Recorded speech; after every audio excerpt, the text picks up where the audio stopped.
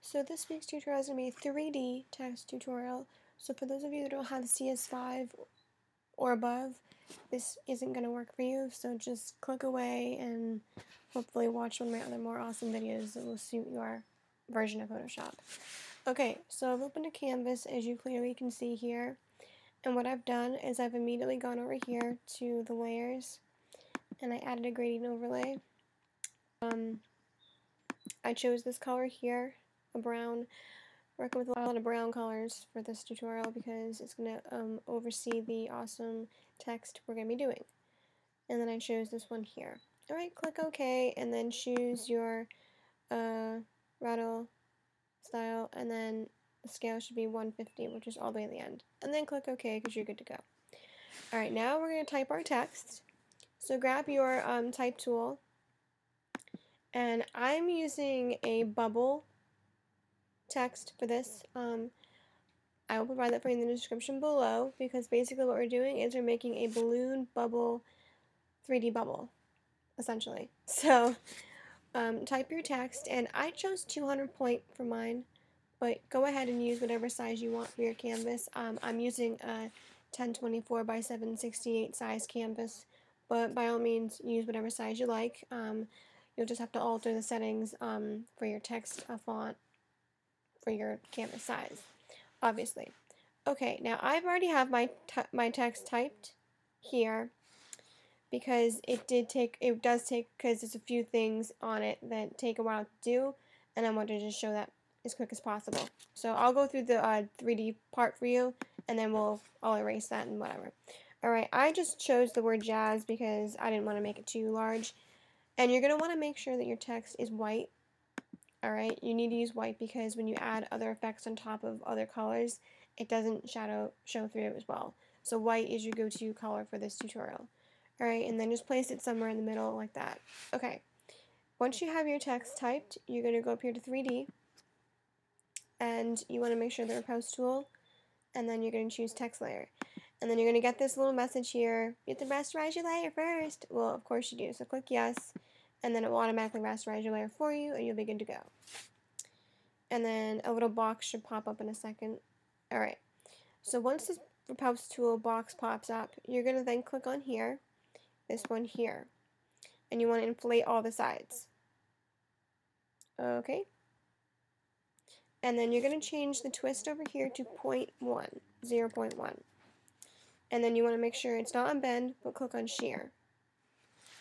Alright, and that's going to be it for that point, for that part of the tutorial for there. And the rest of the tutorial that we'll be doing is going to be using the scene tool, which is right here. If you have it already opened, what the hell is wrong with my computer right now? Alright, so this little box should appear, and we're going to be working with a lot of these here. So let me go ahead and erase this layer here, and I'm going to show you what I've done with this one here. Alright, so double clicking on, oops, nope. Alright, we're going to open up this panel here so I can show you what I've done. So, when you have your text typed, you're going to have a scene, and then below it you'll have your name of your layer, and then you'll have each additional 3D backing. You'll have the inflation, the back, the front, and then the lighting and all that good stuff. So first of all, click on the first one you see here, which is the front inflation. And you want to choose these settings here. I'm going to show you the colors I've used. Now the diffuse, you can play around with that. I used just a really bright red color because I wanted to show the color more in depth. So go ahead and choose this fine bright color red, which is basically all the way to the right corner. Okay. Then I went ahead and changed the opacity down to 30% because I wanted to make it a little transparent, sort of, kind of. And then the bump just stays at 1. And then we have the reflection at 25, and then the illumination I changed to this lovely color here. Okay. And then the gloss is at 95%, and the shine's at 80%. Alright, and then the specular, I chose this lovely white-ish beige color. Okay. And then the ambient, I chose another red color, but I chose this one instead, a little darker. Okay. And then the reflection is 2.42, if you can't really see that. Alright, so you're good there. And so now we're going to be moving on to the back. Yeah. Oh, wait. Excuse me. First of all, what you want to do is you want to remove your texture. So click on Environment, and then you're going to want to remove the texture that's previously on there. Then you can start with this. I'm very sorry. I just kind of thought of that right now. That, oh, maybe you guys can't do that yet. So yeah, before you do this, make sure that you have removed your previous texture, because that way, whatever you did before, well, basically when you click OK on the previous window, you will have added a texture to it without even knowing it. So before you do any of what I've just showed you, you have to remove that one first. So that way you start with a clean slate and you can make your own texture. Okay, now you're going to go to the back inflation, which is a little further down right here. Alright, and this one's similar to what we just did, but not quite. Choosing this one here. And 30% for the opacity, 25 for the reflection, gloss is 95, and illumination, same thing, spectacle, same thing, and the ambient is this, as you saw before. So it's basically almost the same thing. It's just I chose a couple. I just changed the spectacular color. Yeah. Although the illuminations, if you want to make it the red color, you can. But I didn't. Although maybe it would look good. You know, let's see. Let's just trial and error and see if that would actually look really good. Let's try. So it's F, A, yeah. I think that's what it was, right? Or is that this one here?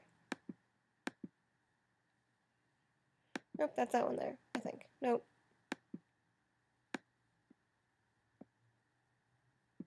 Alright, well, we're gonna leave it there. Okay, looks good.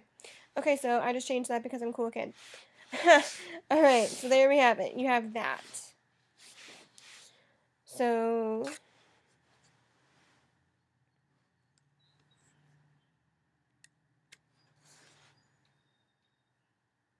okay, so you have your back inflation now. Now we're going to go over here to the exclusion material, which is right here. Alright, and on this one, we have a texture that we're going to be using, and on this one here, you're going to be able to use it. So, what you'll do is you'll add, you'll be able to add the texture now. So you're going to load the texture, go to load, and then you'll find the file. So load texture, and then you'll find it here. Mine's in my download section, but you'll be wherever you want to put it. And it's going to be this texture here. I'll provide that for you in the description below, as always. And so you'll load that one, and then you'll select these as follows. The diffuse, I chose this lovely hue of red because I like red. Red's a good color. And then the opacity is 35%, not 30, but 35%. And then the reflection is 24. The illumination is this fine, lovely color. And then the gloss is 95, and the shine's 80%, obviously. And the spectacular is the same white we used before. And the ambient is this lovely red here. And then the refraction is just the 1. Alright, so you're really good there. Now you're going to want to move your texture, or your text rather, different places. So go over to the camera view, and you can choose whatever you want to have. You want to zoom it in, you want to have a pan zoom, whatever. And basically what this does is this lets you see your text transparently. Whee! Alright, I like that. And so there you go. Then what you're going to do is you're going to click on here. This is the little ground tool. And you want to make sure that the 3D axis and the 3D light are selected there. And then if those are selected there, then you are free now to go ahead and move your, where is it?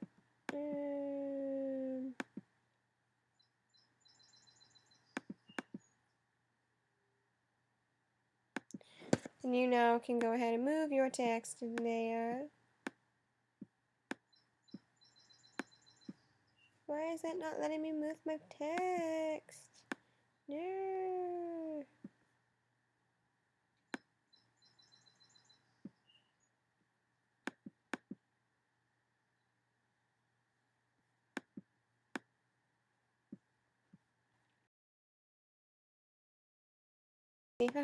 Okay, yeah, so here we go.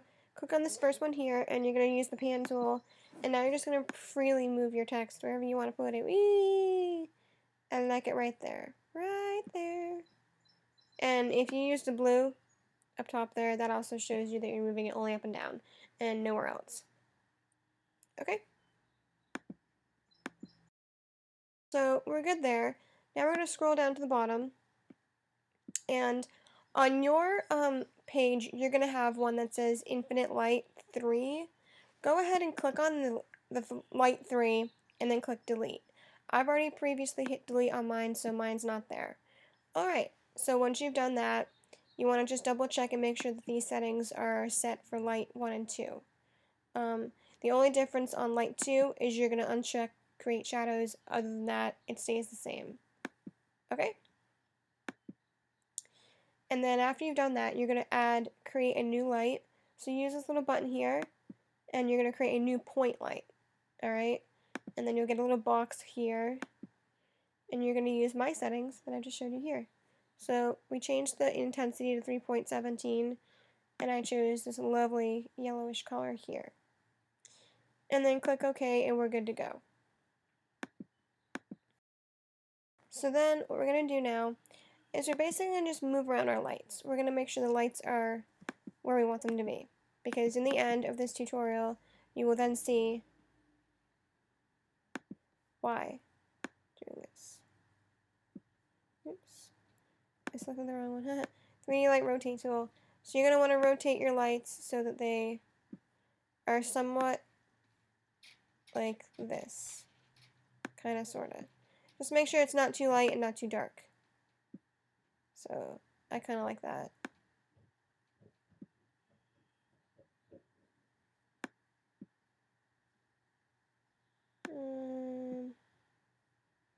Okay, looks alright, I guess. It'll look better once we finished it. So, alright, then once you've done that, scroll all the way to the top and click on Scene. And you kind of want to make sure when you go over here and make sure that ground plane shadow catcher is selected. Okay, because we're gonna have a shadow for this. Now, this next part is going to take you a long time, so I'm probably going to pause this video and then come back and show you when it's all done, because what you're going to do now is you're going to render this whole effect. Now, rendering is kind of like making a video in Photoshop, but yet you're not. You're just making a video of your 3D effect on your layer. So over here it says quality. Right now you have the interactive painting selected, which is basically how you create everything, but you want to make it a final copy of this whole thing. So click on Ray Trace Final. When you do so, you will then see it's now going all over your layer, and it's going to create now this cool effect to it. And let me just tell you, this could take upwards of 2.5 hours. I'm not joking. So you may want to just like minimize your video, minimize your window, and go do something on Facebook or something, or watch a random video on YouTube or something, because this could take up to 2 hours. I'm not joking. It really could, depending on how much stuff we put on this. So I'm just gonna pause my video. So I'm gonna skip over. So you're not gonna watch me render this for 2 hours. So go do something fun, and I will come back with you and show you when it's all said and done, and then we'll move forward. Okay? So if you see it skip over, you'll know why.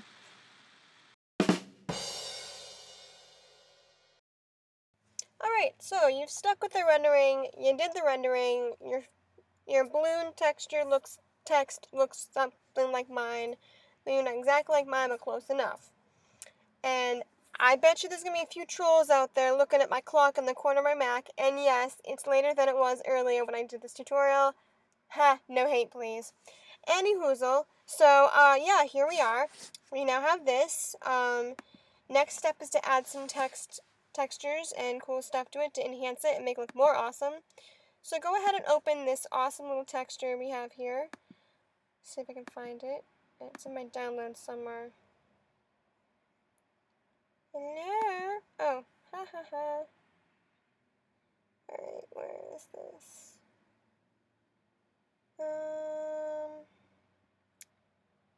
Wow, I gotta clean out my download section. Yeah. Okay, so here we go. There's it, right? Oops, not that one. No, not that one. This one. Yeah. Alright, so we're gonna open this and you'll get that image. Control AX, we're gonna cut and copy, because we're cool kids, or you could just copy it, but I like to cut and copy. And we're gonna place that below the text, because we're gonna place it here. Now, I am gonna be an awesome kid and resize this, because I think it's gonna look even better if it's resized, because look at how huge and obnoxious that whole thing is. You wanna suit it so it fits your canvas.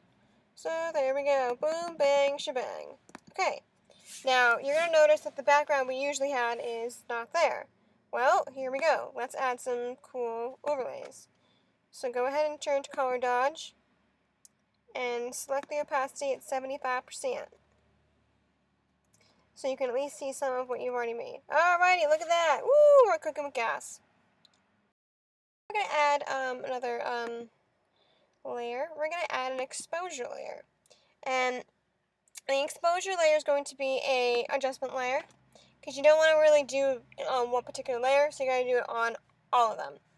So let's go and start with this top one here.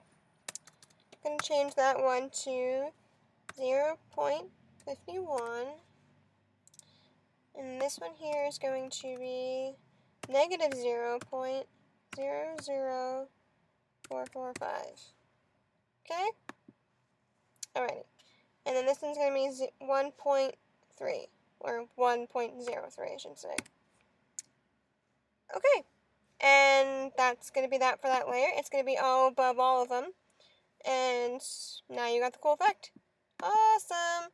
Because you want the middle part here to be more eye-opening-ish. Alright, so this next part is optional.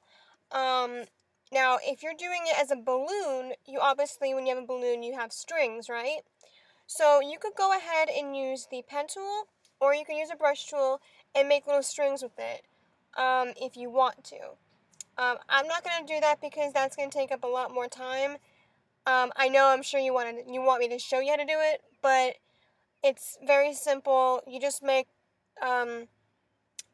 string-like a string-like image on your text. Excuse me. And then that's basically it. You add a little stroke to it and you feather it out, and there you go. If that makes any sense. So yeah, okay. So after that, I'm going to add a gradient map. And when you open up your gradient editor, you need to select these specific hues here that I'll show you in a second. Start from the left. I chose this one here. It's kind of a bluey hue. So make sure that one's selected. And then over to the right, we added this one here. Kind of a yellowish. Okay. Alright. Click OK on both and get that. And now you're going to change that blend mode to overlay. And then you're going to change the opacity down to 70% because you don't want to have it overpowering the whole thing. So 70% is good. There you go. Now we're cooking gas again. Yay! And there you have it. That's the tutorial. I know it was a bit long, and it probably may have bored some of you, or maybe not entertained you. And it may take up a lot of time to make this tutorial, which I agree. The rendering of your actual final 3D image, it does take a while. And one more thing I'm going to add to this, when you're rendering your 3D text, do not, I repeat, do not click anywhere in Photoshop or you will end up stopping the whole rendering and you will then have to start all over again from the way beginning. I made that mistake 5 times today. So, yeah. Letting you know that right now. Do not click anywhere or push any buttons when you're in Photoshop. Put your computer aside, let it sit, let it render for a couple hours, and then come back to it and boom. Alright? So, warning to you all, just please don't do that, make that same mistake, because it will take up more time, and you'll probably get really frustrated and probably say fuck it and not even finish it. So, yep, alright guys, thanks for watching, and I hope this was hope you guys liked this tutorial. Even if you don't have Photoshop CS5 or CS6 or any of those above with 3D, still pretty cool to watch and learn. Eventually, I'm sure you'll get CS5 and above. So, yep. Alright, guys. I'll leave you with that, and have a fabulous week, and I will see you soon. Bye!